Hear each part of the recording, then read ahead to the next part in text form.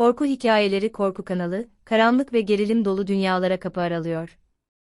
Ürpertici hikayeler, çarpıcı efsaneler ve korkunç olaylar sizi bekliyor. En yeni korku içeriklerini kaçırmamak için kanalımıza abone olmayı ve beğenmeyi unutmayın. Korku ve gerilimle dolu bir deneyim yaşamak için hazır mısınız? Hemen şimdi abone olun ve en ürkütücü anları kaçırmayın. Beğeni tuşuna basmayı unutmayın ve korku dünyamıza katılın. Bir kasabanın kenar mahallesinde, sakin ve huzurlu bir yaşam süren genç bir çift vardı, Serpil ve Kayahan. İlk günlerinde evlilikleri taptaze ve mutlu bir bahçe gibi yeşeriyordu. Ancak Kayahan'ın sık sık iş seyahatlerine çıkmasıyla, Serpil evde tek başına kalmaya başladı. Bir gece derin bir uykudan uyanarak su içmeye kalktığında, odasının köşesinde beliren garip bir varlıkla karşılaştı.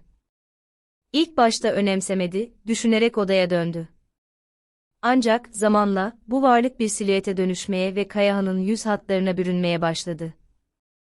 Serpil, artık ona benzeyen bir varlığın etrafında dolaştığını hissediyordu. Bu görüntü Serpil'in hayatını ele geçirmeye başladı. Zamanla bu varlık, onun kocası Kayahan'a olan ilgisini çalmış, yerine geçmişti. Serpil, bu cinin cazibesine kapılmış, gözlerini gerçek dünyadan ayırmıştı.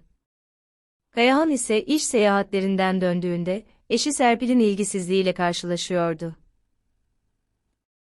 Olayların farkına varan Kayahan, evin içinde sürekli olarak Serpil'in peşinden sürünen bu varlığın kaynağını anlamaya çalıştı. Ancak, onunla iletişim kurmak ya da etkileşime geçmek imkansız gibiydi. Her geçen gün, Serpil'in gerçek dünyadan koparak, bu cinin etkisi altında olduğu daha belirgin hale geliyordu. Ailenin içindeki bu tuhaf durumu fark eden Kayahan'ın annesi, durumu çözmek için bir hoca ile görüşmeye karar verdi. Ancak, hoca durumu anlatıldığında şoke edici bir gerçeği açıkladı. Cin, Serpil'e musallat olmuş ve ondan bir çocuk bekliyordu. Bu gerçek, kaynanayı dehşete düşürdü. Serpil, bu cinin etkisi altında hamile kalmıştı. Kayahan'ın ailesi, bir yandan Serpil'i koruma altına almak, diğer yandan da bu musallat cinin etkilerini kaldırmak için çabalıyordu.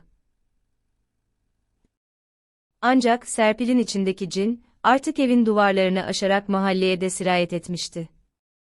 Serpil, cinin etkisi altında bir gölgeye dönüşmüş, kimse onu durduramıyordu. Kayahan'ın annesi, bu korkunç durumun üstesinden gelmek için dua edip dualar istedi. Ancak, cinin gücü o kadar büyüktü ki, bu çabalar sonuç vermedi. Cin, Serpil'in bedeninde bir kuklacı gibi hareket ediyor, onu istediği gibi kontrol ediyordu. Sonunda, bu cinin musallatı altında inleyen Serpil'in durumu umutsuzca kötüleşti. Cin, Serpil'i taşınmak zorunda bıraktı, ancak o da buna engel olamadı. Cinin etkisi altındaki Serpil, artık bir hayalet gibi, mahallede dolaşan bir gölgeye dönüşmüştü. Hoca, durumu öğrenir öğrenmez hemen harekete geçti. Kocası Kayahan'ın annesi, Serpil'in iyileşmesi için gerekli olan muskayı yazdı ve cinden olan bebeğin düşmesi için bir karışım hazırladı. Ancak, bu tedaviyi uygulamak kolay olmayacaktı. Kayahan'ın annesi, kayınbiraderine haber vermeden önce, tedavinin başarılı olabilmesi için dikkatli bir plan yapmaya karar verdi. Kayahan'ın annesi, Serpil'e muskayı takabilmek için bir fırsat kolluyordu.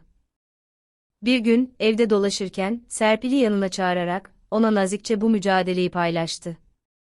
Serpil, kaynanasının anlattıklarına ilk başta şüpheyle yaklaştı, ancak içindeki cinin etkisi altındayken, her türlü yardımı kabul etmeye hazır bir durumdaydı. Hoca tarafından hazırlanan muskayı Serpil'e fark ettirmeden takabilmek için bir geceyi sabırla bekledi. Serpil'in uykusu derinleştikten sonra, sessizce yanına gitti ve muskayı onun bileğine taktı. Serpil, bu mücadeleye olan katkısının farkına varmamıştı bile. Daha sonra kaynanası, cinden olan bebeğin düşmesi için hazırlanan karışımı gizlice hazırlayarak, Serpil'e içirmeye karar verdi. Her gün, Serpil'e bu karışımı içirmeye devam etti ve bu sırada muskanın etkisi de artıyordu. Serpil, zamanla cinin etkisi altındaki boğucu atmosferden kurtulmaya başladı. Gözlerindeki sis dağılmaya, gerçek dünyayı fark etmeye başladı. Günler geçtikçe Serpil'in enerjisi ve yaşam sevinci yeniden canlanmaya başladı. Cin'in etkisi altında olmadan önceki mutlu günlerine dönüyordu. Ancak, bebeğin düşmesi için yapılan karışımın etkisi bir türlü gözlemlenmiyordu. Hoca tarafından verilen tedavinin zamanla işe yarayacağına dair bir inançla bekleniyordu. Bir gün Serpil'in midesinde hafif bir rahatsızlık hissettiği an, kaynanası ve Kayahan hemen doktora başvurdular. Doktorun yaptığı muayene sonucunda, bebeğin düşmüş olduğu ortaya çıktı.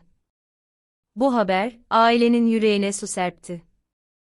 Ancak, bir yandan da bu durum, Serpil'in Cin'in musallatından kurtulduğunun bir işareti olarak algılandı. Serpil, bu zorlu süreçten sonra sağlığına kavuşmuş ve aile, birlikte bu karanlık günleri geride bırakmanın mutluluğunu yaşıyordu. Hoca, kaynanasının fedakarlığı ve Serpil'in direnci sayesinde, kasabada bir zamanlar hüküm süren korkunç olaya son vermişti. Bu olay, ailenin dayanışma ve sevgiyle nasıl üstesinden geldiğini gösteren bir hikaye olarak kasaba halkı arasında anlatılmaya devam etti. Serpil, yaşadığı karanlık günleri geride bırakmış, Cin'in musallatından kurtulmuştu. Ancak bu süreçte yaşadığı olayları hatırlamıyordu. Hocası Kayahan ile birlikte, yeni bir başlangıç yapmaya karar verdiler.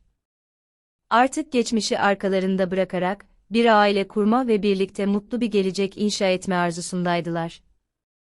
Serpil'in şansı onun yanındaydı, kısa sürede hamile kaldı. Bu müjdeli haber, çifti daha da birbirine bağladı ve birlikte geçirdikleri zorlu zamanları unutturdu. Serpil'in hamileliği, ailelerinin ve çevrelerinin sevincini getirdi. Her geçen gün, Serpil ve Kayahan, birbirlerine olan sevgilerini ve dayanışmalarını daha da pekiştirdiler. Serpil, yaşadığı esrarengiz olayları unutmuş olsa da, yeni bir hayata ve ailelerine odaklanmıştı.